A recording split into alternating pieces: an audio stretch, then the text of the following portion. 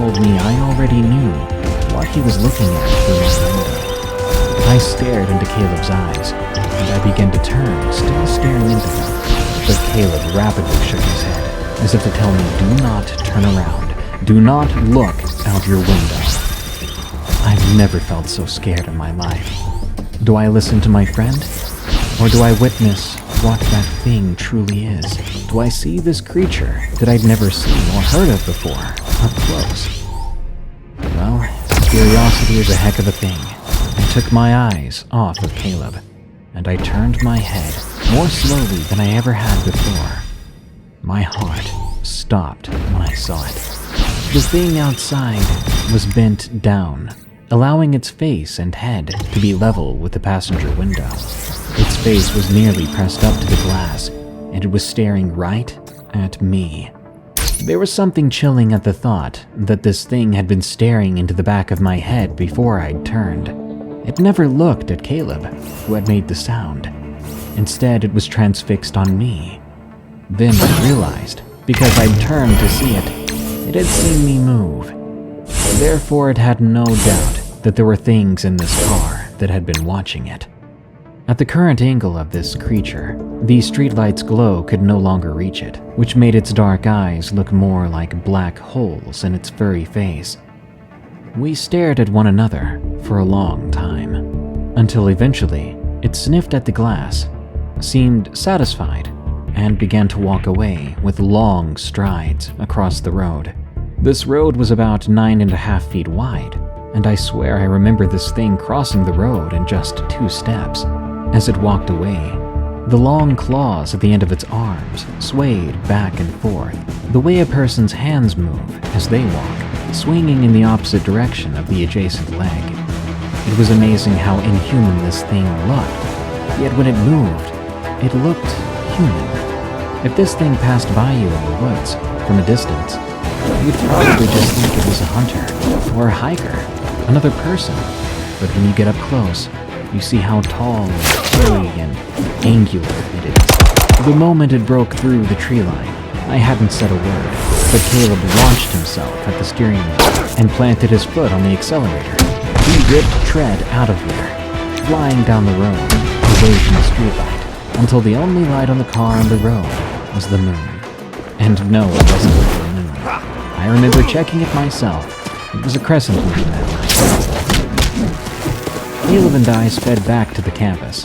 We went to our dorm, locked ourselves in our room, and stayed up all night, debating and discussing what this thing was, or if it was even real. It was unlike anything we'd ever seen before. This one incident gave me nightmares for weeks to come. But to Caleb, it inspired him to want to explore those back roads even more, and somehow I let him talk me into it. Werewolf on the Old Road. Encounter Part 2. From Camper. A few months after the first incident, I finally gathered the courage to go back. Then again, it may not have been courage, but peer pressure, as Caleb was relentless, constantly asking, "Dude, would you go back with me, please? We have to see that thing again." And despite explaining to him that I've had nightmares since then, he just kept pushing and pushing. I eventually gave in. Caleb was my only friend, and part of me was worried that he would go alone, and there was no telling what a creature that shape and size would do to a man. So we started going back and smoking at that same spot under the one streetlight. A week, a month, a year passed by.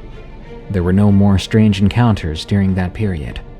At that point, Caleb had given up hope of seeing it again, chalking it up to some freak encounter or shared hallucination. As for me, I believed it really did happen, and I didn't believe in shared hallucinations. The next encounter would not happen until about 2.5 years later. We were driving through the back roads in Caleb's car again. We weren't at that section with the one streetlight this time. It was a new moon night as well, so the only reliable source of light to see where we were going were the headlights. And Caleb, cheaping out and risking a ticket, had failed to replace his left headlight, which had gone out a month prior. So it was really difficult to see as we went along the bends and curves. with only one bright light to guide the way. Because of that, Caleb almost didn't see it step into the middle of the road, right in front of us. I remember Caleb scream a curse as he slammed on the brakes. Thankfully, I was buckled up, or I might have ended up flying through the windshield, landing on the road right next to this thing. When we came to a full stop, at first I could only see one lane, but as I focused more, I could see its entire outline, a familiar, dreadful outline. I don't know if it was the same creature or another one of the same species, but it was certainly the same type of thing we saw those years ago. Once again, it was staring at us. This time, it seemed upset, as if it knew we almost hit it, and because of that, it did something new, something worse. Its lips began to curl up, revealing sharp teeth that reminded me of the canines. There was something creepy about the way only one half of its face was lit by a headlight, only one half of its teeth reflecting the light from the car. "Caleb," I whispered, "you need to keep going." "You want me to hit the thing?" he said a little too loud. No. We need to go around the thing. We need to get home. Now." He nodded. We looked back at this creature. Just before Caleb lifted off the brake, the strange beast in front of us took off, disappearing into the dark half of the road. But I knew it hadn't left, because I could still hear its frantic, heavy footsteps on the left side of the car, the dark half of the road that we could not see. "Caleb," I tried to get his attention. "Step on the gas." He wasn't listening. He seemed panicked, his eyes quickly scanning back and forth randomly in the dark part of the road. Knowing how Caleb was, he probably wanted to locate it before flooring it. No, he wasn't afraid of hitting the creature.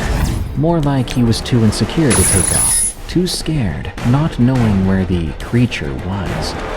Caleb was weird like that. He would have been the kind of kid that knew the boogeyman was in his room. He wanted to see where it was first, before screaming or running to his parents. But something inside me told me that kind of reaction was going to get us killed. Turns out my instincts might have been right, because suddenly, those footsteps outside stopped. We waited in silence, listening for the thing, and I broke the silence, continuing to beg Caleb to just take off and get us back home. After all, he'd been the one that wanted to come back out here in the first place. He was the one that seemed obsessed with seeing the creature again, and yet he seemed more terrified than I was. Then the unthinkable happened. The handle to the back door lifted, and the door began to open. "Caleb!" I called out to him, jerking my head in the direction of the back seat, horrified at the idea of that thing crawling into the car with us.